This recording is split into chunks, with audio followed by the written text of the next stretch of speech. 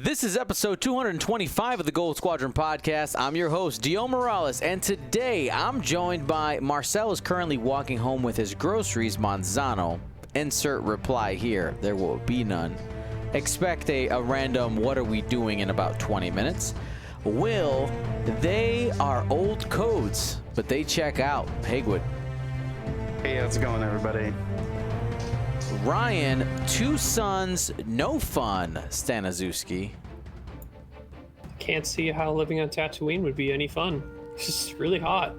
I enjoyed this past weekend of it not being hot like the rest of the summer was. This is true. Well, today we got quite a few things to go ahead and cover. Announcements of news. If you missed it, the Tatooine Galactic Championship qualifier went down this weekend. We got a champion. We'll talk about them in a minute. We got a very interesting top four upcoming this week. We have AMG dropping some news. It's supposed to be a lot of stuff. A single panel in their mini extravaganza for X-Wing. We're going to talk about that here in a little bit. The Razor Crest got revealed as well, so we got that's exciting. We're going to talk about whether or not, how thick do we think the Razor Crest actually is, and our first topic is going to be probably the stickiest of all of them. Let's just get this one out of the way. Asmodee North America announced this last week that prices are going up. I'm going to be honest and say I was surprised at first. I had a double take and went, oh wait, that makes sense. That was my live reaction. If you didn't see this, I'm going to go ahead and pull up the email here, or the public post that they made here in a moment. Your thoughts while I get that up and running, fam. I think I had a similar response that you did. I mean, I remember back in the day when my first Majors game was Warhammer, and there was the time at which I played it, there were like 2 or 3 times that they had price increases. They always felt kind of bad. This one feels like the reasoning behind it makes sense. Everything going on the past year and a half of COVID and difficulties of shipping and costs of materials, everything across the board is more expensive because it's either more scarce, or fingers crossed, companies might actually be ponying up and paying more of their employees. But that's more of a hope maybe, but we'll see. But in general, it's getting more costly to send stuff because of the past year and a half. Yeah, I mean, even just shipping, the cost of shipping things across the ocean has gone up significantly. Manufacturing, because everything when it comes to manufacturing and stuff like that works in the future, right?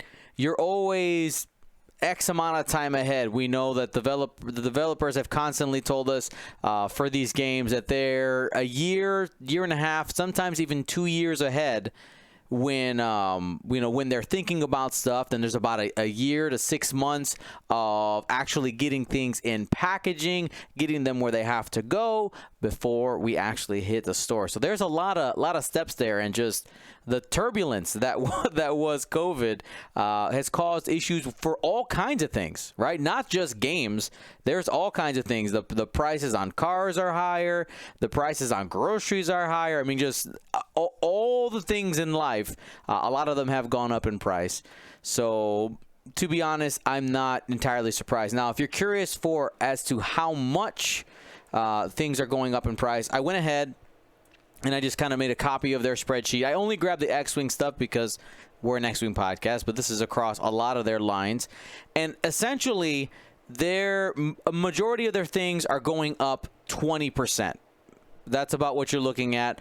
Small bases are about $3 more. We can see that large bases about $6. And the price list here just basically shows you right there, about 20% more expensive for things, which, depending, of course, on the base price of the item, will give you what that is. But they just went in and slapped a plus 20% on everything. As you can see it right there. The highest number I see here is 25%, but that is the first edition blue bases and pegs. I haven't even seen those in second edition, so I'm kind of surprised to even see it on this list, to be completely honest. Somebody probably just went and got a product list and then decided, hey, $1 is not enough, we're going to raise it to $2 on those. But yeah, thoughts? I was kind of surprised as well to even see first edition products on there that actually had a price increase. They're not just trying to like get them out. Mm-hmm. Now, my understanding, so this is the MSRP, which means that the ordering price, right? So MSRP, manufacturer suggested retail price, this is higher, and that means that the ordering price, the wholesale, is also going to be more expensive, right? So your stores right now, one of two things are going to happen. If there's product on the shelf right now, it's an opportunity. I mean, I'm going to call it an opportunity, but for brick and mortar businesses they might end up raising the price for what's on the shelf to possibly make up for time. Now, that's a interesting business decision. You might decide to keep it the same price. I don't know. I'm curious to see what my local store is going to do. As of right now, they hadn't even talked about it, but expect this to roll out over time. Will, you surprised by this? No, not at all. I mean, I think X-Wing, we've gotten so used to X-Wing being honestly cheap for what we're getting. Like, we're getting fully painted, fully assembled miniatures for the price of like toys half the quality. I was doing some price comparisons of just like, what would it take to buy a plastic X-Wing toy? And I couldn't find one for under $15. So to get an actually good miniature, plus all the punch and cards that come with it for the game, we've been getting a good deal on it for a really long time. Especially back in the day, they used to be 15 for small. Yeah, that was a steal. I mean, core sets are still only sell for like, they probably went up, but they used to sell for like $40, which was, you got all that stuff and 3 models. Yep. Super good deal. I mean, you can debate about if the Ty LLN was a good model or not, but so no, I'm not surprised by it at all. I've been anticipating a price jump in X-Wing for a long time. I thought they had switched to like essentially just a different business model, like utilizing those boxes more, which they have started to do. Mm-hmm. Or maybe like I don't know if they'd ever go like a print on demand for like your cards or anything. I don't think they'd ever do that, but so no, it's not surprising at all for me. And it's still not unreasonable for the quality of miniatures. Keeps increasing. All the ones with little not modular, articulating, is that the right word? Yeah, they are the moving parts. Yeah, the moving parts, exactly. So yeah, what they've been able to accomplish with that, like the B wings where the cockpit rotates, the whole thing rotates, and the wings flap. So I don't know. It's not surprising to me. And it's the perfect time for Marcel to jump in and give us his thoughts. We're talking about the price changing. You know, you're our business insider, Marcel. Thoughts on as we get our audio listeners didn't see the eyebrow raise. Who, me? From Marcel. I mean, I'm assuming you're also not surprised by the price increase here, seeing an X-Wing. A couple things. One of them is every time I hear like business or any reference to business, for some reason, my brain automatically goes to the 1980s movie Gremlins, where there's the smart gremlin saying buy, sell. That's like the okay. I can't hear that word without thinking Gremlins. Okay, so I was I'm not gonna say expecting it, but you know, it makes sense. It's you've seen it across the board, for everything from gas prices to raw material prices to shipping prices. You know, I know anybody who's going through any type of moving, like we just moved. we bought stuff from Ashley Furniture and some other furniture stores that they're like, oh yeah, your furniture will be delivered next week, next month, next year. Now we're like, we're just getting like weekly emails like, nope, not yet, nope, not yet. I mean, it's tough, get on people's shipping schedules or shipping calendars. It's just everything's backed up. So it makes sense. What doesn't make sense to me, however, is the timing of the announcement. It was an announcement, right? I mean, kind of. They posted it on their website. It went out in an email to anybody who was on their newsletter list. So it was an Asmodee announcement. Yeah. So, and I think it's just a matter of, big overseer not talking to Little Pawn, because it doesn't make sense with them having an event scheduled for this week to make the announcement ahead of time. It probably makes more sense. If you were running it yourself and you were making the announcement yourself, it would probably make sense to make the announcement live at the same time as you're making like positive announcements. So it's like, oh, we're doing all these great things, and then be able to kind of like explain it and then say this will enable all these great things. Versus, oh, we're not going to support Armada. Now all your prices are going to go up. Wait till next week to see what we're going to do. How things are going to be great. So I think just the timing of it is off. But again, I don't think if it's an Asmodee notification, not it's probably it's just probably not. Well, actually, I'm not even going to say, because I would imagine that Asmodee would let all their all the manufacturers know, or they're like, hey, we're going to be raising prices. We're going to announce it on such and such date. Like, I would hope they would do that. But anyway, that's my take on it. I think it's necessary. It's just not necessary, but I think it's expected. And just the timing of it leaves a little bit to be desired with announcing two negatives before a fair way before what I assume will be positives this week. All right. Well, hopefully we end up with some positives, but that's where we're going to jump next. All right, we're going to jump next. We're going to talk a little bit about the announcement. We have officially seen now that the Razor Crest is a ship. And we're going to have it. We're going to be able to play with it. Here is the picture if y'all haven't seen it. All right, in all of its glory, the Razor Crest. Now, we were having a little bit of a debate. Actually, I'll be honest, it wasn't me.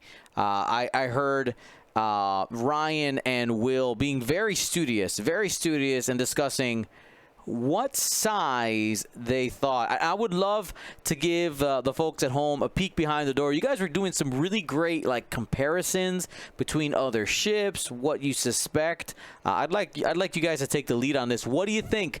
We can see from the peg it is going to be medium or large. Which one is it and why? What do you think, Will? All right, so the numbers, now there is no confirmed numbers. I'm sure, or I would hope that the sculpt makers with FFG, AMG, whatever, had gotten at least something close to it. But the unofficial number was 26.5 meters from the edge of the back of the ship all the way to the end of the front cannons. That puts it 6 meters more than the IG-2000 Aggressor and almost twice the length of an X-Wing for its size. I think that would put it into a medium capacity. Ryan, is there any chance it could go to large? I don't think so, because I think one of the other ones that kind of helped us seal the deal when we had our discussion was, I said, what does it compare to the TIE Reaper? And I think it sounded like the TIE Reaper was actually one of the largest cannon medium-based ships that we checked so far, and it was it larger, or was the Razor Crest still just a little? Like it was like 24 meters, I think, for the Reaper, so just a little bit smaller. And those are those big wings on that Reaper as well. Yeah, so it's very comparable. I think most people expect this ship to be a medium base, and I think that's a good guess to make. In a world where it's large, I don't know. That just it seems weird to be a large ship. I think I don't know how it would. I mean, obviously we have no idea how the medium ship is going to play, let alone if it's a large. But it just seems like something that should be medium. If it's large, that'll be interesting, and we'll see how that works out. Right. Well, I mean, we've gone through where like IG 2000s and even Fire Sprays in first edition were large space ships, and it just killed their maneuverability, except when boosting. Boosting was actually a lot better as a large base. That's true. Yeah, I wouldn't. It'd be nice to have more medium bases in the game in general, even if it's going to a faction that already has a solid amount of them. Aggressor, G1A, Fire Spray, Kimogilla. Is it 4? Or is there Skirk. one more? Mrs. Skirk. The Scourge, yeah. 5. I mean, the Scum and Villainy just has the most ships. I don't know if that's quantifiably true. It feels that way. It feels that way. True. It is like true, 20, right? There are like over 20 ships in Scum faction right now. Right. I'm gonna go big. You think it's gonna be big? Well, I don't know. I mean, the model, it looks kind of small because of the peg. So with the peg, I would say small, medium.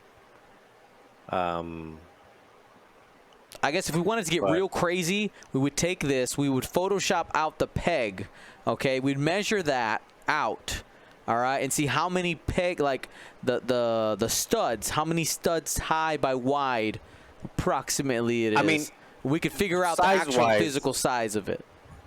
Physical size, it kind of gives me a lat vibe. Okay. Like physical size wise, it gives me kind of like a lat vibe. So that probably says medium. So I'll probably go with medium, but I wouldn't be completely surprised if it was large, just like a small ship on a larger base. Kind of like the pod on the small base looks like, just like a little pebble on top. All right. Well, I think the next part that I want to talk about here is this image came with the confirmation and announcement that on September 9th, that is this Thursday at 4 p.m. Pacific time. So that means it's going to be 6 p.m. Central. There's going to be a panel. Did I count that wrong? No, I'm just not central, so I'm 7. For me, 7. Got it. So 6 p.m. Central, 7 p.m. Eastern, 5 p.m. Mountain. I don't know, whatever, convert yourself from there. I gave you 3. There's going to be a developers and design type thing. We don't know how long their stream is going to be for that. I would like it to be an hour. Like, I think that would be a good amount of time to cover the amount of stuff that they said they were going to cover, because there's also a post with this. I'll go ahead and grab that right now. In the post, they go ahead and say, Atomic Mass Games Mini Extravaganza is next week. Join us on our Twitch channel for discussion of all things X-Wing, including, points, rules updates, the future of organized play, and of course new products. So that's 4 really big categories to talk about. I think they need to at least an hour can cover that. Because points that can include hyperspace changes, why they made the changes they are. unless we're getting something of the sorts of, hi everybody, we're releasing the new points on X date, our rules are updating on this date, and they spend most of the time talking about new products and organized play.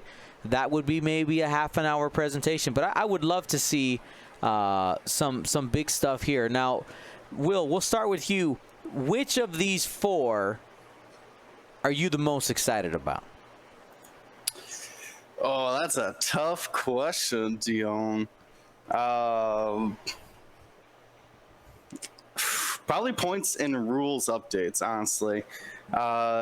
It's what I think has been, for me at least, it's killed my excitement for like discovering new lists right now. Just been in the same kind of season, the same kind of point structures for so long. It's kind of worn down my ambitious list building. So I think that would excite me for list building to see what points got dropped and what kind of new combinations I can make with the ships I'm wanting to fly right now. Then also, I mean, obviously, there's a few things. I'm sure cards come to people's minds, but a few cards that we know are going up in price, and how those affect my current builds. All right, so let's talk about organized play. Marcel, what do you want to see them talking about organized play? We were hoping that they would talk about it. Confirmed, there are words. Words. Yeah, and it's probably, it can go very many ways. The same way as like points like, hey, there will be point changes. We haven't forgotten. Please stay tuned, and we'll release them on, later this month. Same thing with organized play. It could be something just like, hey, there's a plan in mind. Trust us. 2022 will be a Worlds, which they've already said in their first kitchen dining room stream. So I'm hoping that they give something a little bit more fleshed out. As far as what I want to hear is what is going to tie organized play together, because there's organized play at at store kits and events that are either main events or events that are side events, and they've talked about wanting to take just the regular organized, just dogfight and switch it up a bit for events. So all of that is nice, but I want to hear that there is some thing putting some type of structure where it's putting together a season, like putting together the 2022 season, starting with store checking or store or local kits, regional kits, special events like hyperspace, national events like Euros or North American Championship or US Nationals, things like that, and then leading up to a World. So ideally, I would like to see that scaling level of competition where everybody can get at a local level and then still progress up to towards the final. What I would absolutely love, but I don't think will happen. I put this in the 1 percentile chance of it happening. Is I would love for them to do a kind of like a player registration, so that the season, so that you log in, like the Gold Squadron ID that exists. Exactly, something right. like that, where it tracks your progress through the season, and even if you don't win an event or if you don't get top 8, if you participate in enough events or if you cumulatively participate enough, that's another way for you to enter into like Worlds and stuff like that. So tracking progress and then having a player ranking and stuff like that. Just go all out. I think I would love to see something like that to that level. I don't think we'll get it, at least not this year. But that's the hope. So that's the from it can be anywhere from yes, there will be organized play to the sky's the limit, right? To the moon. All right. And let's go ahead and hit those. What rules updates? Like Ryan, you got any speculation for me? Because I was honestly surprised to see rules updates. Because I mean, normally that's just something that's communicated. They have the forum there. What rules? Question mark. Help me.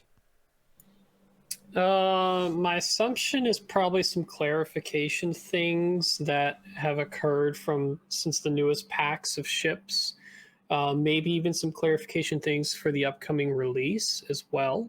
Just they're getting ahead of the game on some things they may have caught post print, or even just clarification on new keyword wording type stuff, just to make sure things are as buttoned up as they can. Could just be I can't really expect anything big. I'd be really surprised if and what it would be anyway. How about hyperspace? I mean, if they consider that usually on points though, right? That's usually a points thing, yeah. So yeah, I'm not expecting that much out of the rules beyond clarification. If they go anything more beyond that, I have no idea what they would go with. It would just be wild speculation at this point if you asked me what it could be. So well, I wonder clarifications yeah, so real quick. So here's one thing. I wonder I don't know. Zam, yes, oof, Zam. Errata Gleb, not allowed in Scum anymore. How about that? Rule update. How about that? If you bring Sloan to a tournament, you have to carry a backpack that weighs 100 pounds with you just so you're stressed as much so as your opponent so you're physically stressed or the opponent's stress. Nice. See, when I see rules there, what comes to mind is they are going to do something to the base rules of the game, because if it's errata, say errata, like, but because if you're just gonna come and say rules updates, that tells me there's something in the game that is changing. It could be small. There could be small things, but we don't. Of course, you're right, Ryan. It would be wild speculation of what they could be. Just when I see that in a post, just kind of be like, these are big ideas, right? Points is a big impact on the game. Future of organized play, big impact. New products, big impact. Rules updates. I can't imagine that that's small. Like, that can't be. That seems like it should be something gratuitous, something grandiose. I guess here's an example along the lines of maybe like, something that does change in the game, but it's small, right? Theorizing, wild speculation. There's been a lot of jam stuff in the game happening right now. They've seen how effective certain things are, but they also want to make sure jam as an action can still be effective in all initiative levels instead of just high initiative or spammed on via FTC. Mm-hmm. So what if they say, we're going to reel in these things that are really powerful right now, FTC as the big one. But we're going to say you cannot lock friendly ships or obstacles to just neuter someone else's jam on the other side of the table. Just something along those lines, right? Like, if you see jam across the table, the first thing you do is start locking your own friendly ships so your opponent has to jam that. What if the opponent could choose, I can jam one of your tokens, or I can leave it there? Mm-hmm. Something along that effect. What about a change to where you could take a damage instead of a jam token? Would that? I don't know if that'd ever be a trade I would take. You wouldn't trade that? You wouldn't take that trade? I don't know. It's very game situational, but yeah, probably the locking obstacle still needs to be a thing, because Chad mentioned there are cards necessary for it. Kira's a big one. Mm-hmm. But what if the jam action person says, I'm not jamming the lock? It just gets to stay there. Here's some other wild speculation. So this is coming up with a few people in the chat, that there are some generic ships that they feel are too expensive in the points. If there is some function in the game that can limit maybe an overall, like, you can't take 8 initiative ones. Maybe they limit it to 4 or something. I'm just thinking about just kind of like some type of numbers control on generics, so in order to bring down the price, but prevent you from bringing. Basically, adding in the ability to bring pips as part of the PDF, as part of a rules thing. Right. Or even just lowering the total number of ships that can be allowed in the game. That could be another way. Yay, Trade Federation Jones. My heart, why do you do this to me? Look. Yeah. All right, so hold on. This is my fair trade. I've come to this conclusion with other friends in other circles. I will lose the 8-ship count. You cannot play 2-ship lists. Oh, okay. No hard So stack you must 2-ship have a lists anymore. 3. It's now 3 to 7, everyone. 3 to 7. Okay, Nah, I'm in on that actually. Yeah, I think that's good, but I actually like 8. I think 8 makes sense. A rule that I would like to see changed or updated that has a significant game impact would be the final salvo or the basically the tie.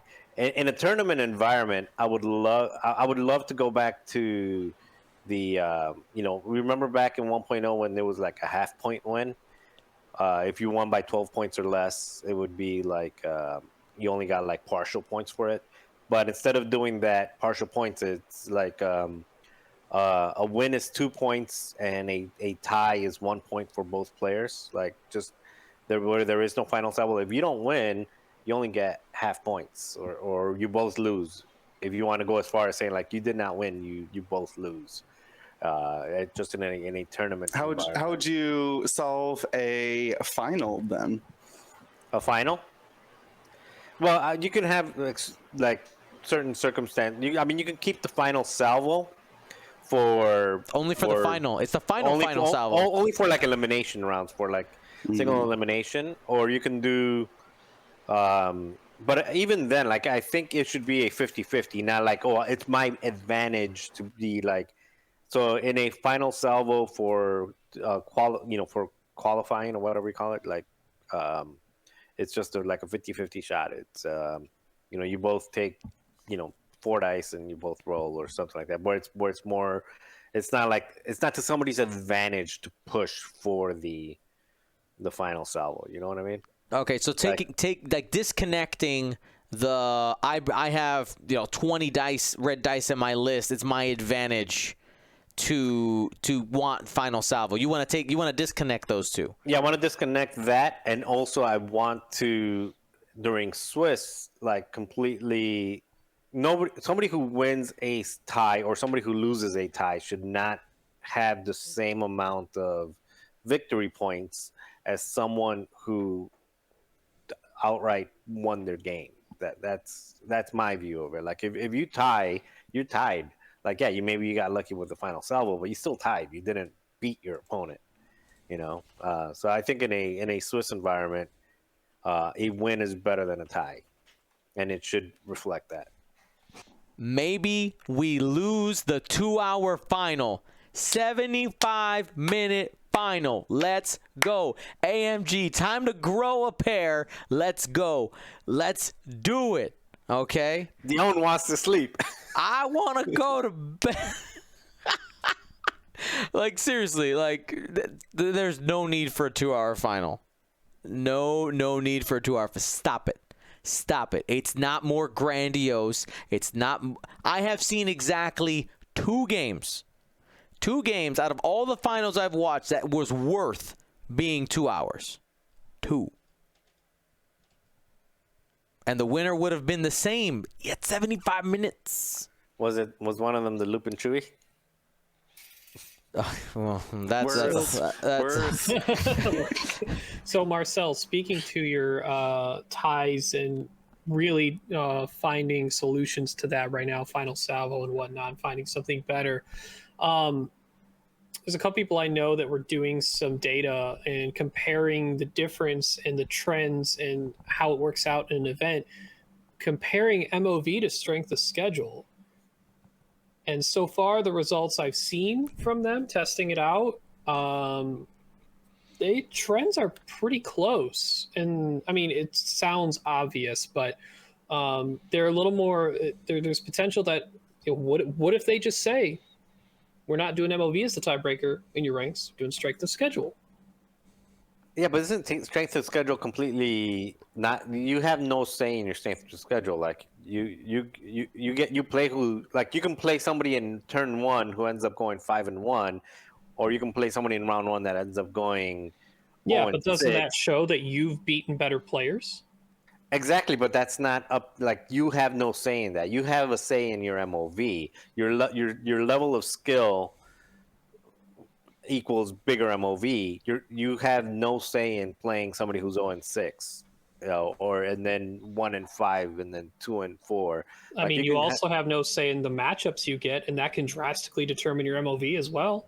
True, but you still have to play the game in order to get that MOV. You still have to. I got a third solution. MOV doesn't matter. Strength of schedule doesn't matter. Only graduated cuts. Yes, graduated cuts. That's what does it. that mean? I didn't know Only graduated wins cuts. matter. So basically, you remember Gen Con, Marcel? Oh, basically, you got to be X1 to advance. Correct. Everything. Yes. Yeah, they did it for the Open Series Yeah. 1 year as well. Yeah, I think they did that at Worlds too, didn't they? I like that a lot more too. Yeah. Or not At at Worlds. World- They did that at no, they did that at some events. I do remember they did it at some events Yep. where it was like you had to be X1, and even if we were worried that there was only going to be like 9 players advancing, and then actually it was at the System Open in wasn't it in the System Open where who was it one? I think Paul Heaver won, or I know I played and Duncan played against Paul Heaver, and Paul Heaver. I think that one That was Texas? No, was the that most was- recent one. that was in Nova, Oh, okay. like in the East Coast, But Philadelphia. they've done it before, yeah, to where like only X and 1s go on to elimination. Yeah. So I will say, graduated cuts, yes, I would think that overall is a better thing. But to kind of encourage people to keep playing, you got to make sure you got good faction prize support still. Yeah. And I Because I think will that's say, why people kept playing at Gen Con, even though it was a 7-round day, which was very grueling. But if you don't have any incentive for people to keep playing, just going to leave. yeah, and additionally, I will say, as a tournament organizer, planning prizes for a graduated cut is also significantly harder. Because if I say, all right, there's going to be a top 16, I know I can make 16 of whatever. If I'm doing a graduated cut, now if I say, all right, everybody who makes the cut, it's like, well, now this is dependent on how many people actually sign up, right? That number. And I have zero control over that. By making it a top 16, I have control over that. So that's something that tournament organizers will have to balance. I will tell you, I'm going through that debate right now with planning larger events in the future. Is I like the idea of a graduated cut of some kind, whether that be X and 1 or X and 2, and it kind of functioning in a different way from there. But it messes with pricing. Go ahead, Marcel. Why have you thought about, or would you consider for one of these the galaxies or something like that to just pilot some of these things? The graduated cut is pretty straightforward, Yeah. but something like to get rid of the final salvo and just say, hey, if you tie, you just get half, you just get half a victory and things like that. So I'm willing. I mean, to try. you're in control. They're not. Oh. They're not. I mean, I know. The only thing that I've been trying to be consistent on is, like, I wouldn't want to change the rules this late in the game for the qualifiers. I will tell you, I got a twist planned for the Battle of Alderaan, for the actual Galactic Championship final event. I got a twist planned. We'll talk about that here in a little bit. Well, not today. Sorry. Soon, TM, okay? On that. But I don't want to change the rules of engagement for a qualifier so people are all of a sudden playing on different rules for that. Even though technically as points change, new product, things change there. But So, you know, Dion, let me ask you, as an organizer of all these online events, if Yeah. you're trying to implement graduated cut and you're having this internal battle trying to figure out how to price that correctly, to plan for it, couldn't you still plan to give out top 16 or top 32 prizes and the cut's just whatever it is anyway? If there's less people, you'll still give out the prizes and people will still get prizes even if they're not in the cut. The adverse effect is maybe if the cut's larger, then it maybe kind of forces your hand to saying that, like, if it's larger than 16, then it forces your hand to saying maybe I got to have a top 32 prize, but it's not very costly on you. Mm-hmm. Yeah, I mean, you can still give out those because they're still milestone amounts because those are the perfect bracket numbers still. Yeah, ideally, that's. I mean, if the money works out, then it can. But it's always a cost relationship thing there. I saw another suggestion was like, oh, just make a prize wall. Well, you say just make a prize wall. There's a lot of waste when you create a prize wall, especially for a small business. Like, really, GSP is a small business, all right? So, like, I would love to make a prize wall for this, but it would have to be of things that were created in the past.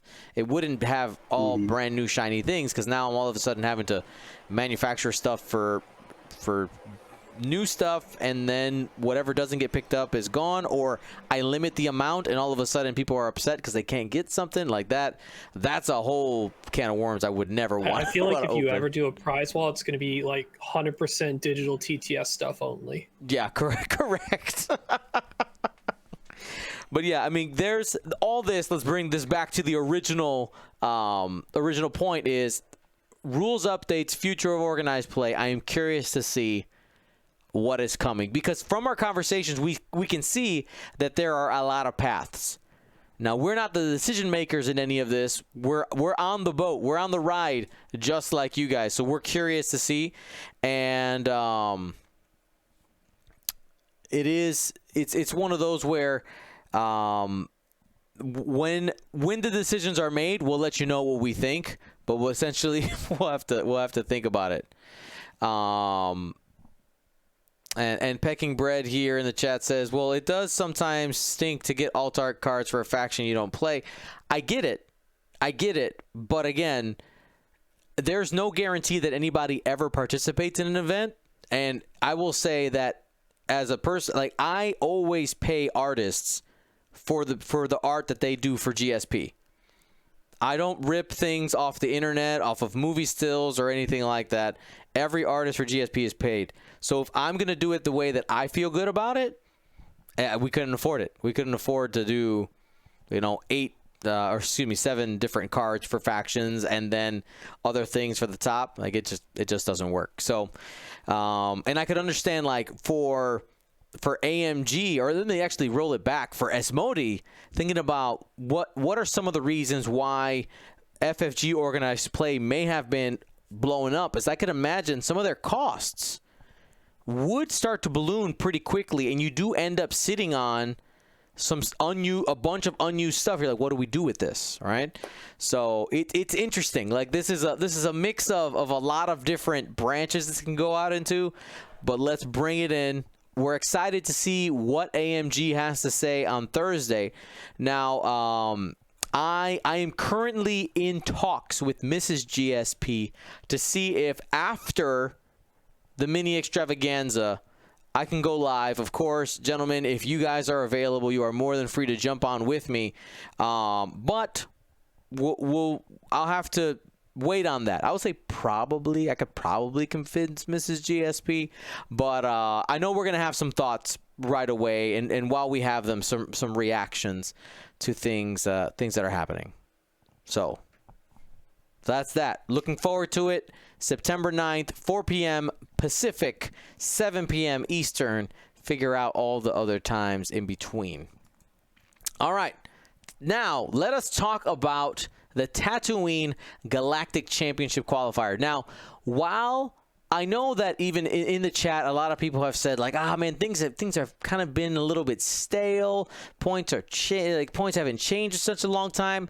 we are still seeing innovation. It's not as drastic when you have, brand new points and brand new product, but there are some small things that are starting to creep in there that I think are interesting. We're going to go ahead and talk through our top 16. Again, if you didn't catch the action this weekend, the videos are live on our Twitch channel for you guys to go ahead and for your viewing pleasure. And if you are one of our YouTube watchers, you don't watch us on Twitch, those will be up probably starting sometime next week. But let's go ahead. Let's start with our champion, Ryan. Go ahead and start there. We start with Nick Kyling. Utilizing the new favorite archetype of the Scum faction, it seems, and extended the Asajj, Lando, Bosk, the triple I-4 large base ships, utilizing Jabba and a seemingly infinite amount of false transponder codes. Cutthroat, let's see, Zam obviously on Bosk, Greedo as well, 000 on Asajj, Shadowcaster title, and Contraband also on Asajj, and then Lando's Falcon as well. To give Lando a little bit of punch, we know ships end up stressed after linked very often. It's just a very mean list that tells you you're not allowed to have tokens very often, and blocks up a lot of space and has a lot of ability to move in whatever order they want, since they are all I-4. It's hard to bring down any one of these ships very quickly. Potentially the Lando one, but I'm pretty sure that one's not leading the charge. Not going to be easy to take Lando down. Bosk is likely the first to go in. I haven't watched many of these games. Dion, Will, if you've seen these, I know Dion has, Will, and I'm assuming you've helped commentate during the time that this archetype has shown up. Commonly, how does this list approach the first couple turns? Are they all stacked in a corner, move out from there? Do they spread at all? How are they attacking? What's the normal approach? I just walked into the normal approach, but you're asking Will, right? You've flown before? Asking Will. I have not flown it. I've flown things very, very similar to it. A Bosk and Asajj combinations, Asajj and Lando combinations. You're bringing Bosk and Asajj up front normally, and you try to protect Lando or try to get him on the flank utilizing that turret. You're large bases, so you kind of have limited options unless you utilize self bumps. Yeah, I only played against it once, and that was in the XTC. And the way that he had Bosk and Lando in one corner, and then Asajj on the other one, and then he shot Asajj fast, and then he had Bosk and Lando kind of like in the corner slowly, and then he brought in Asajj in the center, Bosk in the center, and kept Lando in the corner. And I just noticed I'm pointing at you guys on the screen, not at the camera, but whatever, you guys get the point. All righty. Well, Nick Kyling getting the W in a nail biter versus the runner-up Fawn Langalan. Go ahead and take this one, Marcel. So Fawn brought let's see what he's got. He brought 3 HMPs and a General Grievous. The HMPs being the Bactoid drone with Diamond Boron missiles, the DRK probe droids, and well, everybody's got the stabilizers, and then 2 Genosis prototypes with synced lasers, and then General Grievous with Treacherous Kraken and Solus one. It's a 198. So I assume, yeah, because the Lando one is usually at 199 or 200. So his General Grievous was acing, so that's pretty good, having an acing Grievous. I would have loved to see it. I know that 4 HMPs tend to get chewed up by that, but I think Grievous kind of evens things out a little bit. So I'm curious how that whole thing would have gone. Also, the DRK probes and HMPs are great at annoying all the false transponder recharges. So I didn't see it, but I'd be interested to see see the replay when and see how how it went. So if Kraken as well for those holding tokens for anti-jam defense. if you go back in the replay, if you don't want spoilers, it's time to cover your ears here for about 30 seconds, okay? Nick Kyling came in super fast, just aced HMP on the first turn of engagement, and brutalized another one. I mean, it was bad, but fun in his classic style. Never give up, never surrender. He was able to keep it a game all the way into the last turn, where he had a path to victory. It just didn't work out, but it was a great game. It really was a lot back and forth. The probe droids didn't get to do their thing because of how fast the HMPs, how fast the Scum ships came in, those large bases. But was still a great game. I highly recommend, if you have not watched it, to watch it. It was fantastic. All right, we're moving on here. We have an appearance of Dash Rendar. Will, break it down. All right. This is James McCloy. Macaulay? Macaulay? I don't know. Yes. James. Bringing a 200-point rebel list here with Dash Rendar, utilizing Trick Shot, Bistan, Perceptive Co-Pilot, and False Transponder codes. So you get 2 focuses, you get 2 shots, 4 dice, 5 dice if it's obstructed, which should be easy to do because you ignore obstacles. You have Jan Ors with Jan Urso and the Molded Crow, allowing Dash to take focus evade if necessary, or even Jan with 2 focus tokens built up. You can get a 3rd token that could be evade. Then to round out the list, AP5 in the Sheathipede shuttle.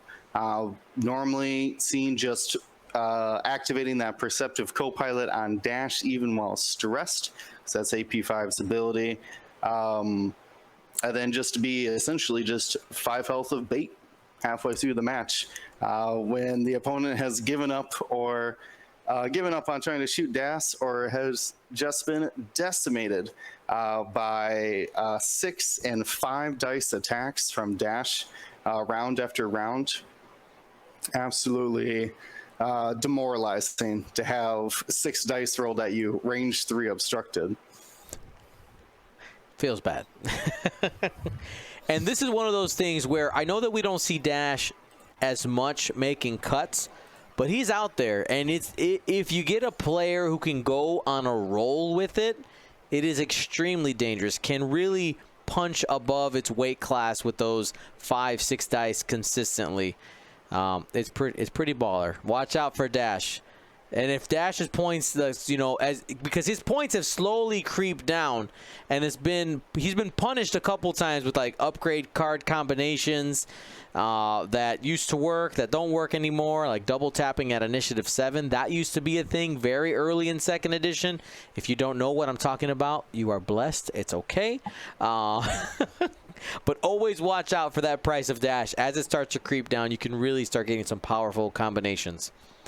Now, the next one, I have to take it here. Attila, a.k.a. Totem, brought 2 Geonosian prototypes. Those are the HNPs with Discord Missile, Sync Laser Cannons, and Repulsor Stabilizers. We also had DIS-347. That is one of the Tri-Fighters. Yes, a Tri-Fighter got into the top 4 with Fire Control System.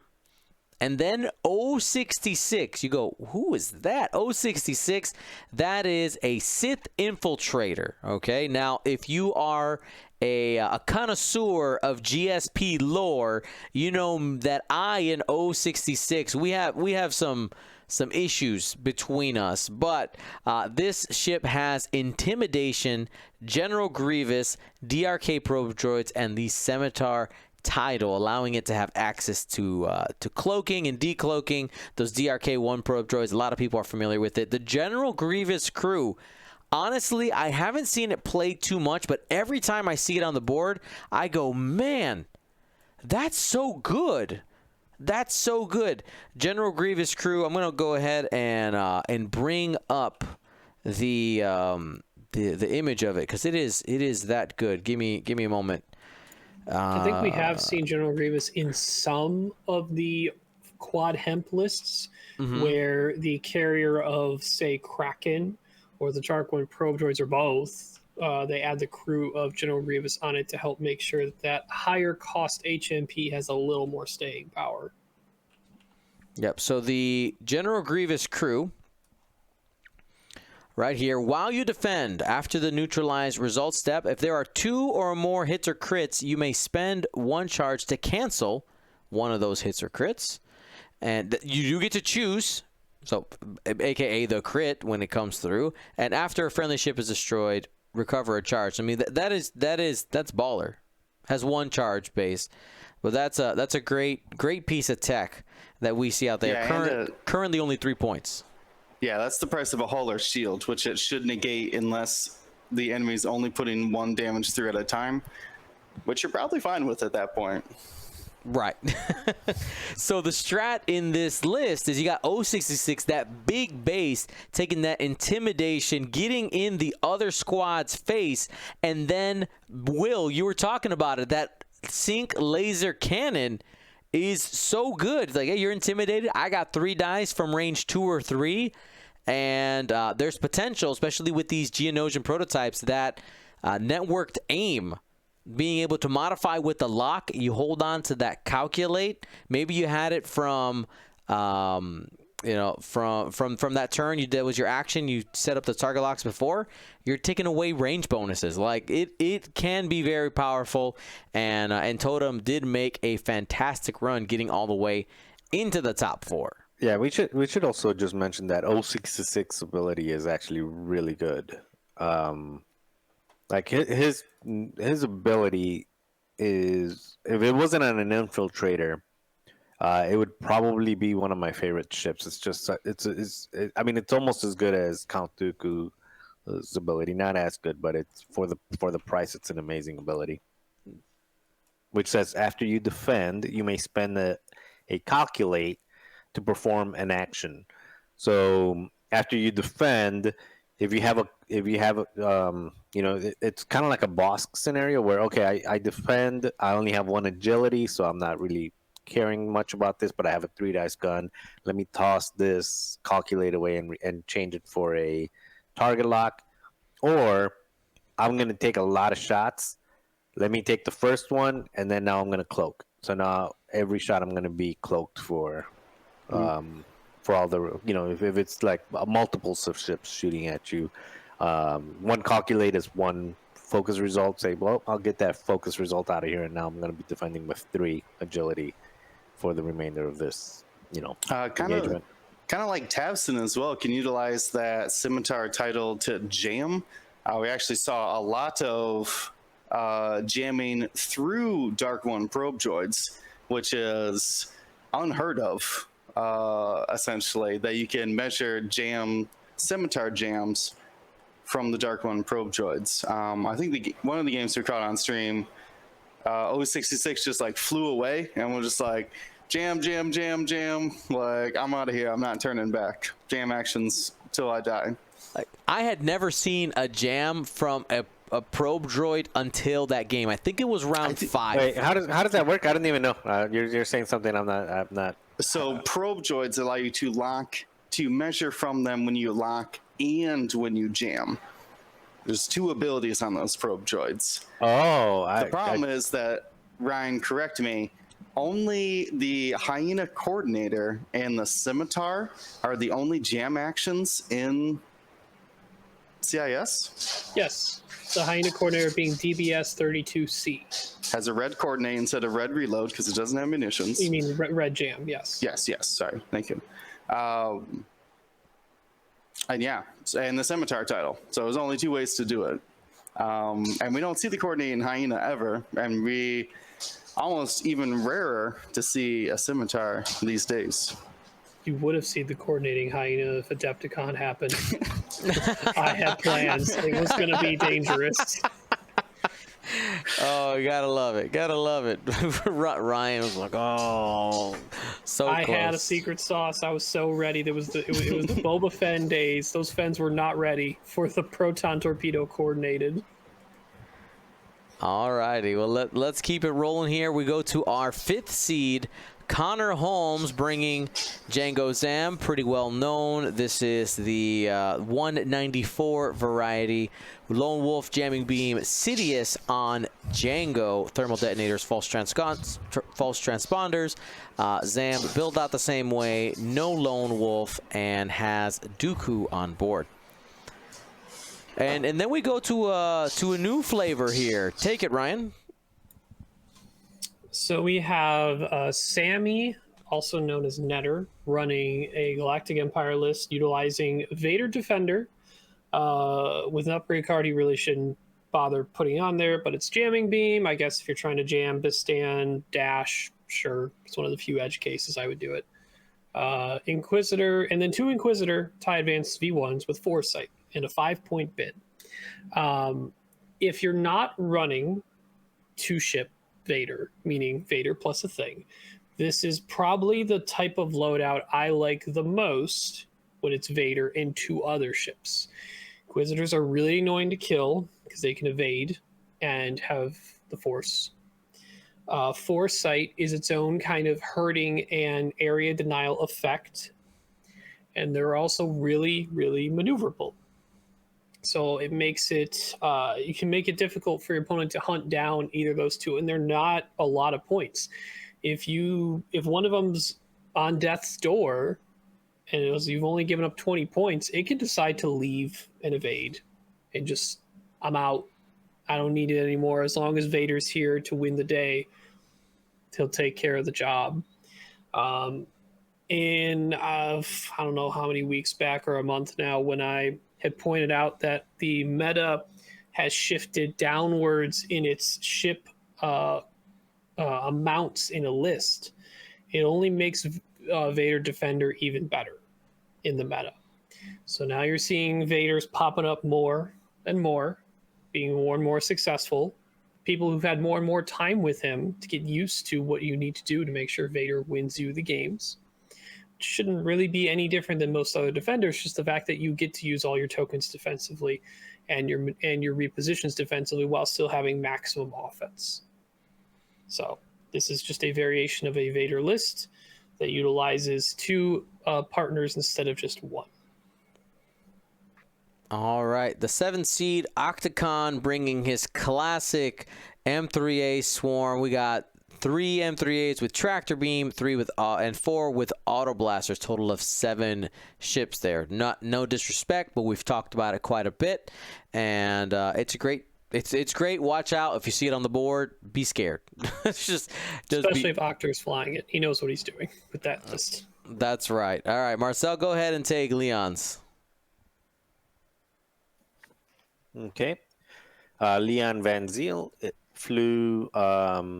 This is actually also another staple. It's in the Rebel Alliance. It's 4 Cavern Angels Zealot T65s, also the Initiative 1 T65s, and then 2 Bandit Squadron Z95 pilots with Threat Tracer. So it's basically 6 ships, 4 X-Wings, 2 Z95s, and they have the potential of basically killing anything that's in their path, because those double modded 3-die guns from 4 of them, and then 2 of them in the back, loading them with the ability to double mod, and also they're shooting 3-die. The tracers are three dies, so even if you don't hit, it's still probably making some, especially the AC ships, burn through tokens and stuff like that to prevent the. So they also kind of help with, either forcing somebody to spend tokens by giving a 2-die gun an extra red dice, or making all the other ones hurt more. So again, I don't think it's one of those lists that is beatable. especially because it's initiative 1, and you can just outfly it if you have something that's maneuverable, or alpha strike it. Like if you have, there's ways to beat it, but it's also just like a little bit too much efficiency for my. Like this is one of those lists that I feel like should not fit within 200 points. Really? Why? I don't think so. It's just a little bit too much efficiency and at 6 point. I mean, For a it's guy who 6 flew ships. Procket Barons with tracer missiles, I don't think find those that should hard to exist beat. either. No, I'm not fair. saying. I don't think those are efficient. I mean, those are. I don't think those should exist either. Like this list, I can see it existing if the threat tracers were like if you had to lose the threat tracers for this to fit, or if you had to give something up in order to fit the threat tracers in there. Like I maybe, mean, we're likely going to see threat tracers go up. That's a good guess right now. But with Barons, you know, and this list and Seeks, I see a lot of people pointing out swarm after swarm, efficiency list after efficiency list, because theoretically anything is efficient, whether it's ace or not. You're efficient for your cost. But when is it acceptable to have a swarm on the board anymore, Marcel? It's fine They're to have so low swarm on the meta board right now. I'm not saying these guys that at least have 2 agility. Yeah, they That's have 2 agility, but they. I mean, it's you know, you're talking about. I think the threat tracers is where it kind of pulls it over the edges. I'm not even getting started with Octacon's list. Like Octacon's list, just it's I think the upgrades make it a little bit tough, but you know, putting tractor beams and all that, like that basically converts them into 3-die guns, right? But then you have the old traditional swarms, like excuse me, like Trade Federation drones, 8 of them or 6 of them, and then a couple bombers like that. Seems like that's the way it's intended to be. It's a swarm. It's got a lot TIE fighters, TIE FOs, so things like that. I think, you know, like I see them and I'm like, oh yeah, that makes sense. But when I see something like this, or when I see something like the one that was out there a little bit ago, which is what is it? It was the one with Torkel, and then a bunch of Karax fighters and stuff like that. It just feels like just like a big block that just got so much hull, so much everything, and so many red dice. It kind of makes sense to not engage at all and just be like, let me run around a little bit, poke here, run around some more, poke there, which is fine. I mean, like I said, they're beatable. It's not like you can't beat them. You know, obviously somebody beat them. That's not. Oh yeah, didn't win the event. most swarms are either not showing up or they're getting mopped the floor with these days. They're getting beat by lower ship count lists. So hot take, right? So we have seen this meta has, quote, stale, has evolved to the point where when we thought the TIE V1 Baron Swarm was the beast, right? Where is it now? It's people have developed counters. Things have showed up better at higher initiative, as they tend to do. The named pilots start to still reign higher, and they find ways to work around it and beat it. If the Nantex were able to continue moving on and the meta was able to continue evolving from there, I don't know if the Nantex would have still been as dominant as they were during the time when they were as crazy. I think eventually, if it was forced to have the same amount of time that the Barons got, because they work similar, right? Their bullseye is what's dangerous. They have the spike damage. Granted, I will admit, the Nantex did have higher time on target, but they had more consequences for doing any repositions. The Barons had better repositional linked action capability. I don't know. Like at this point, I kind of see that them have some equalcy to each other, and we've seen the Barons drop off because other things have showed up. And granted, they were from new cards. FTC is a big one to limit those procket offenses, but I turn back time. If the Nantex were given the same amount of time the Barons did, maybe we see that some people evolved and would have overcame it. So, I think the FTC and the boss with Greedo would probably make life difficult on them because you just basically, okay, you don't have a token. I don't care if you reposition. I'm still Oh going yeah, to shoot you. Nantex will be popped left and Yeah, right. yeah. Tossed So right now you've got no token. You're tractored, and I'm going to punch you really hard. And especially one like the list that can take also gamut key and just be like, well, and I'm going to be double reinforced, so I don't care if you're shooting me 6 times. You at best going to do half on me. So I think you're right. It would happen. One of the key differences that the Nantex had over the other ones is Initiative 4 versus Initiative 3, plus Definitely. basically anti-blocking. It was, I think, what put the Nantex over is that if you had a good lower initiative player playing, you could not set up kill boxes as easily, because even if you set up a kill box and they just ram into you, they're like, well, I rammed into you and I'm on a rock, but now I'm not. Now You can move around it. Yeah. So you can make an argument right now that maybe you should be allowed to fit 6 of the I4s, no upgrades. They're all 33 points. Maybe the I3s, you could make them 32 and see if you want to fit a couple Predators in there. I'm just saying, as metas normally evolve, they find the things that the efficient early jousters show up, and then slowly people find ways around it, or tools get introduced by new releases that change it. For as much as people have been concerned about Barons and Seeks and other swarm archetypes that are considered efficiency lists that joust most of the time, there's a very low amount of them right now, and it's probably not something worthwhile preparing or teching for anymore. I think one of the other things that has pushed swarms, has made them harder to play, let me just put it that way, is the existence of thermal detonators. They're super cheap, and if you could bring them, you're doing a lot of damage to many ships. Like the value you can get out of thermal detonators versus a swarm is very high. You potentially strain, potentially damage, including critical damage on top of there. And then you throw on FTC as well, false transponder codes.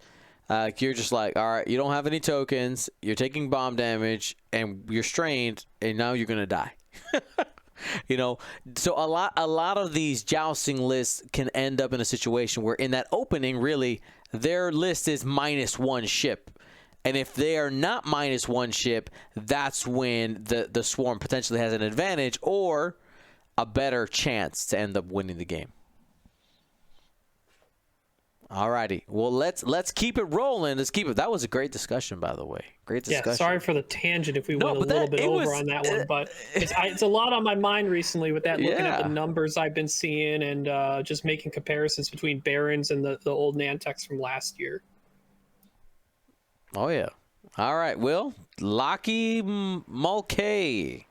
All right, Lucky bringing a new favorite list archetype, which is 3 Jedi Knights with the 7B configuration, giving them that 3 attack dice, 2 agility, 3 hull, 3 shields stat line. Then Shock T in the Ada 2 with marksmanship, auto blaster, and R7A7. A new staple build for the Ada, the crit build, utilizing auto blaster to push through automatic crits onto opponents, plus Shock T in addition to having that threat of the auto blaster can actually support these Jedi Knights by letting them hold on to tokens, especially evade tokens that they would normally never want to spend their force and their perform action step to take. So we've seen a lot of iterations of 3 Jedi plus, but Shock T, again, we see here filling in that 4th slot, probably deservingly so. For only 51 points, it's a straight up steal for that Shock T. Oh yeah, it is. All right. Our next one, Lukasz Lewandowski is my guess. We have another Republic list here. We got Warthog. We did see this one on stream. Warthog with Clone Commander Cody, 2 of those Jedi Knights, and Squad 7 Veteran. Of course, Warthog, the shtick there is that for itself and its friends, able to keep them alive until the end of the engagement, even if they are destroyed at a higher initiative. And that is really what pushed this list forward, is being able to be a little more risky with those Jedi Knights and that ARC 170 and make sure they get a shot. Make sure that they can actually shoot before they're removed off the board. So just overall, this feels like an all-comers list. Like it can play well against most archetypes just for the fact that all the ships can punch. They have modifications on their shot, and they will always get to shoot before they die. And, of course, it always just feels bad shooting at a lat first and not a Jedi, because you think about taking out Warthog first, but then it's usually in the back, and it creates a bit of a conundrum. All right, next we have, you know what, I'm going to have Will take this one. Julian Gallaudet list, something close to Will's heart here. Yeah, I like this list a lot. I've been flying it ever since I saw Charles Holcomb Pink Panther doing exceedingly well with it. It is 2 E-Wings with fire control system on R3 Astromech. Those are the Rogue Squadrons, which are the Initiative 4. Very important, that initiative, because you're flying next to Jake Farrell in the A-Wing, who does the boost and barrel roll to give out focus actions. He's rocking proton rockets. And then Hera Syndulla in the A-Wing with proton rockets as well. Obviously, an I-6 being able to coordinate. She's not using pseudo-coordinate when she's not using her own token. This 3 agility list just hits so hard in the joust. If you can get one or even both those proton rockets off, and then some double modded shots from the E-Wings, you can easily... so the E-Wings take 2 locks with the R3. You can easily take down those 2 ships that the E-Wings locked in just like the opening 2 engagements. It has the added protection of just stripping off all of the false transponder codes. That's like the new boogeyman right now that we see in a lot of lists. And the Rogue Squadrons just laugh at their opponents for trying to bring false transponder codes. And why is that for somebody who doesn't maybe not familiar with the E-Wing? It's because they have a ship ability called experimental scanners. Experimental scanners simply reads, you can acquire target locks beyond range 3. You cannot acquire locks at range 1. So that, I mean, that's like what do I want to say? Like canonically, what was like the best thing about the E-Wing was that it had the best scanners, could scan a whole system in just a simple fighter. But now we're using it to snuff out these false transmissions from other ships, and it's had the weirdest effect. I think I first noticed this when. I think it was Nick Tobin actually swapped out Benthic in the normal Heratani list for an E-Wing just to combat false transponder codes. And now we see him here again and showing up in this squad.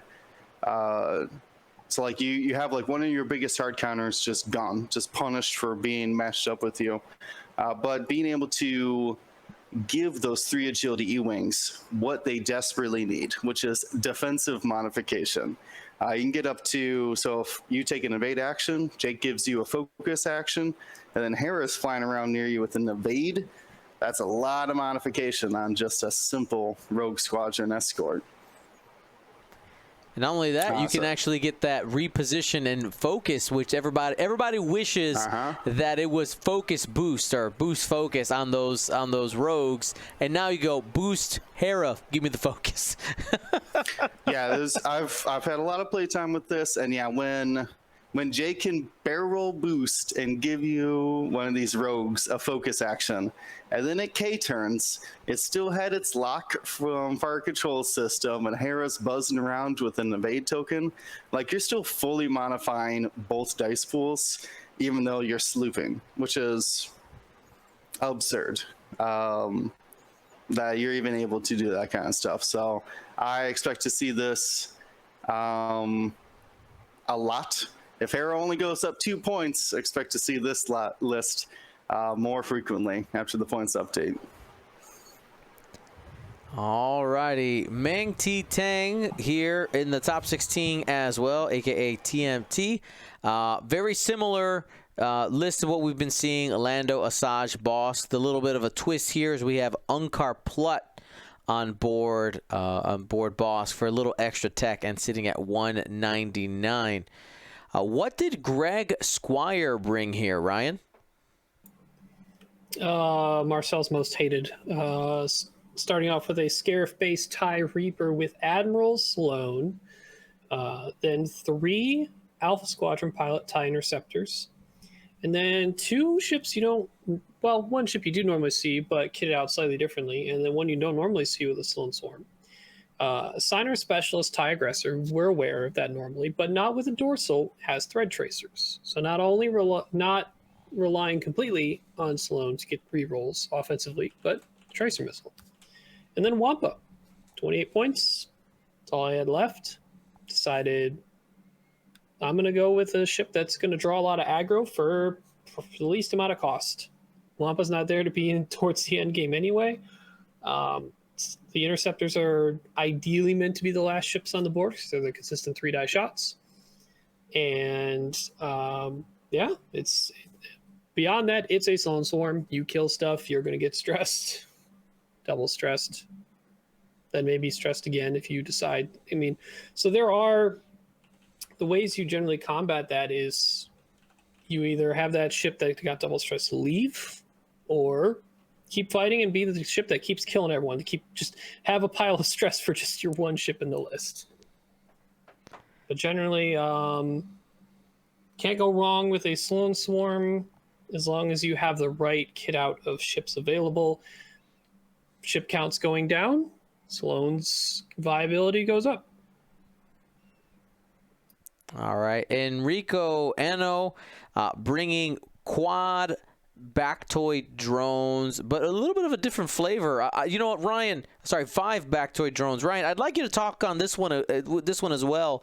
I know you were on the 5 HMP train. Why is this good, and or why 5 over 4? So, I mean, it's just a whole nother ship you have to chew through. And the nice thing about repulsor lifts, I mean, so people think they're like, oh, it's just a Y-Wing health. Like, I can chew through that. I just got to chew through an extra one. Still 8's a lot. And the big thing is the side slip. If played correctly, and I tend to view the right way to play the 5 is to not do a block of them unless you're specifically trying to gain some early turn positioning and you want to make them easier to position, but you want to spread them in some manner and not have them all be side slipping one turn and not side slipping the other turn, making your opponent guess where you're going more often, trying to track down which ones are going to be side slipping. I mean, it's board information. You obviously can't lie about that. It's not hidden. But in this version, still maintaining ion missiles, but actually with every Bactoid drone, and instead of my version, which had only 2, and one of them being DGS 047, and then having K2B4. I valued K2B4 because it had that extra staying power, allowing the chance to me to say, I'm going to add an evade, or you can take a strain. And because the 180 arc offers that higher chance to make that strain more dangerous to take, people have more of a questionable decision whether they're going to take it or not. But I do see definitely the value in 5 ion missiles, though. That still can be very dangerous for anyone to land in a single one of those, because if they get ion, that just means those HMPs can position however they need to, because they are I1. They're likely moving first. They'll get where they need to go and close in on the thing that's ion and eviscerate it. All right, then last but not least, we have we got two more. We got Sven Punga with Django Zam. And then this one, Marcel, I want you to look at here. Luke Thompson, simple but good.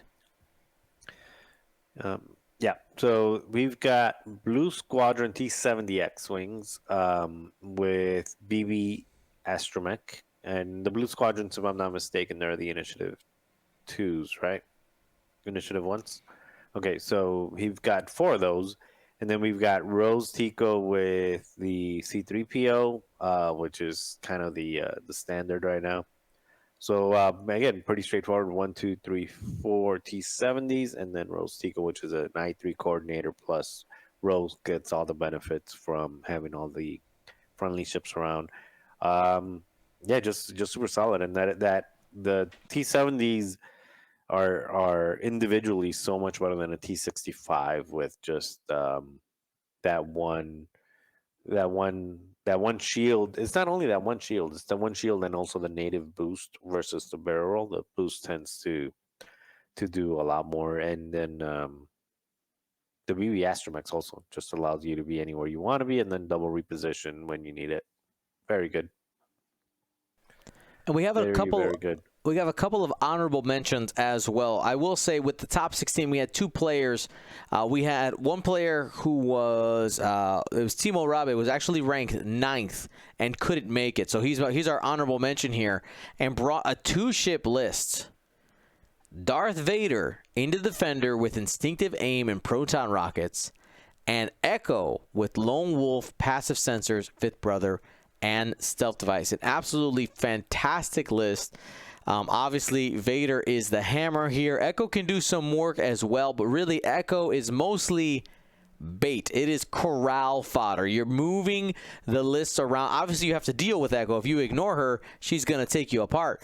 But we did get to watch one game with him on stream, and Echo surviving on one hull in an engagement made it so that Timo could come back from behind and win the game. It was ridiculous. It was fantastic. I highly suggest watching it. And you do see right there at 17, another honorable mention, Charlie Clote, our 2020 Galaxies champion, didn't quite make the cut. Ended up being at 17, but was in the running. Does have his invite now to Galaxies 2021. We'll be watching carefully and flying a form of resistance jousters.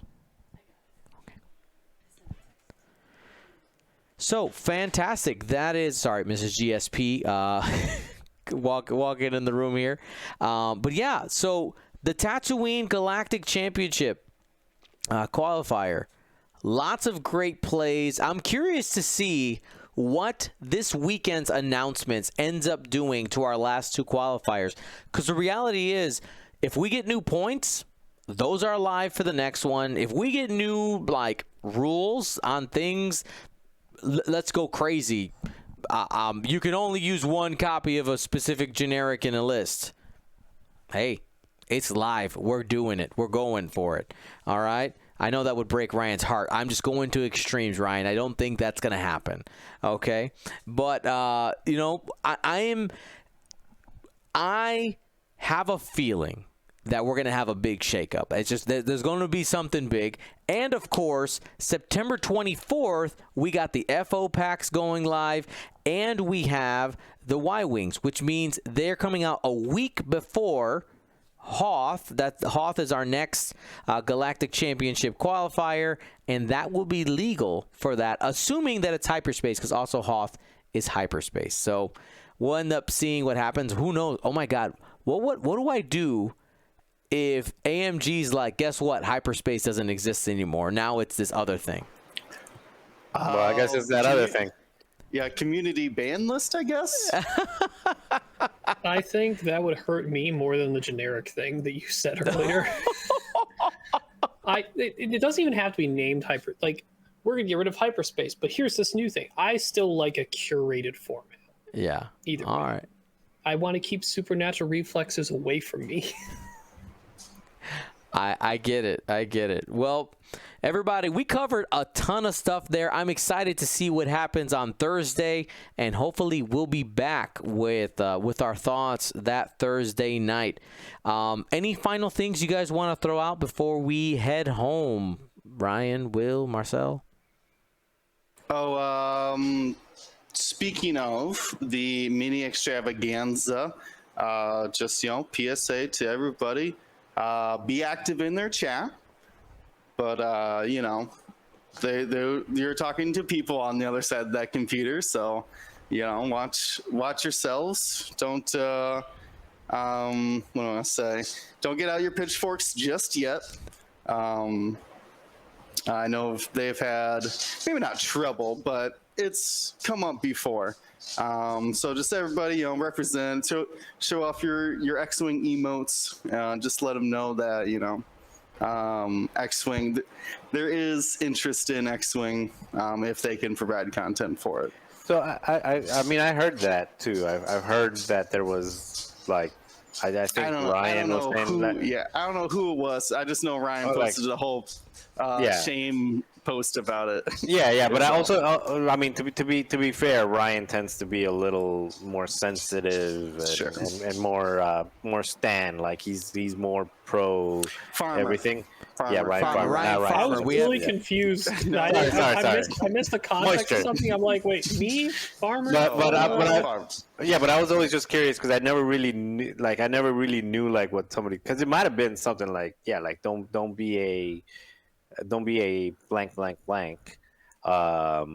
Just, I don't think it was like personal attacks on like the people, but it was people demanding and requesting absurd things. They're just saying outrageous stuff that doesn't reflect the X-Wing community how we want to be reflected to AMG. Don't be a jerk, but at the same time, if you have legitimate questions, ask those questions, and don't worry about post questions, but do it respectively.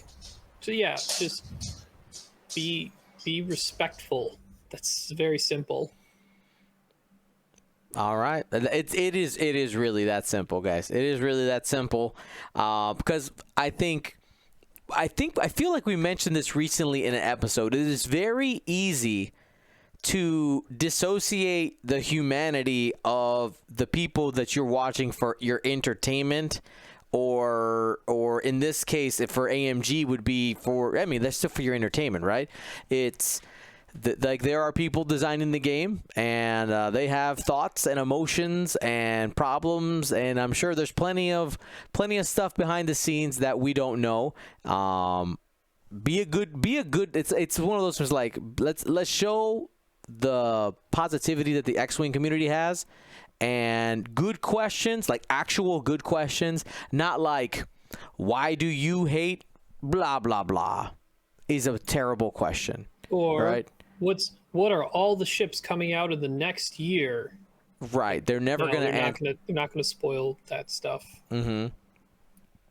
Exactly. There you go. First time caller got it. Be kind. Rewind. Yes. Just make sure that if you're asking questions in the chat, make them good questions. Don't ask things that you know that they're not going to say, because you are literally. I do get frustrated in those streams when they've happened, when people ask these questions that you know they can't answer, and they waste stream time addressing the fact that they can't answer them. Stop asking if the blah blah ship is going to be added. Like, it's not going to happen. They're not going to address it. All right? They're not going to address it. That's it. If you have that question, just ask them on Facebook. They seem to answer everything, even like stuff that's not released. Like, they seem to answer. So just ask them on Facebook. Ask them on like Messenger or something. Do we want to end with our quick, bold predictions for the Razor Crest that we'll get this week? Bold prediction. All right, bold prediction. I'm the host. I don't got to go first. One of you guys. All right. I guess I had one in mind. This is more of a hope than a prediction. I hope there's more crew type restrictions akin to Vader and 000 and BT1, similar to the Mandalorian and his crew, because I'd like to see the Mandalorian and his crew utilized in the Razor Crest, or at least along with the Mandalorian, and not randomly scattered amongst the entire faction that is the bloated scum. Fair. So maybe like a oh my god, what's is her name? Gina? Now I'm blanking out. Cara Dune? Kara, thank you. Like Kara could be resistance in addition to Scum. Is that what you're trying to No, more insinuate? so more like, you know how 000 crew and BT1 gunner, they say Scum or Vader. Yeah, or have to Vader have in Vader the in the list. list. I would like it if some of those things actually required you to have the Mandalorian in the list, even to take it in, obviously in the Scum Oh. faction, so it could help limit where they can go or what you need to invest to get them in your list, type of thing. Because I think that's, I see the Scum faction just getting so hard to develop around. There's so much stuff. So limiting where things can go might benefit them in the future for design purposes. Especially Scum is one of those where it can continue to bloat if it doesn't end up splitting itself into factions. It is already our biggest faction, and if you just kind of look at the way Star Wars media is going, it will just continue to be the biggest faction as things get released into it. Yeah, you can also do. I would love for them. I don't think it'll happen, but I would love for them to start breaking out Scum into sub factions, and not saying like you can't fly these two things together. But for example, a Black Sun upgrade only available on Black Sun ships, and a Mandalorian upgrade you can only use when like you said, like the Mandos are. I think Ezra is another one, right? Like there's certain things that if you have Ezra, you can bring Maul crew. Maul. Yeah, you can bring Maul with Ezra, but you know, like you said, something to limit to control. I wouldn't say limit, to control the interactions that are possible with all of the shenanigans that the Scum have. So just saying, I mean, yeah. the PDFs added Mandalorian and Bounty Hunter keywords and are utilizing 0 of it. So Right. there has to be something in there. Why would they add those keywords? Doesn't make any sense. Do you think we might see our first Mandalorian keyword card then this Friday, Will?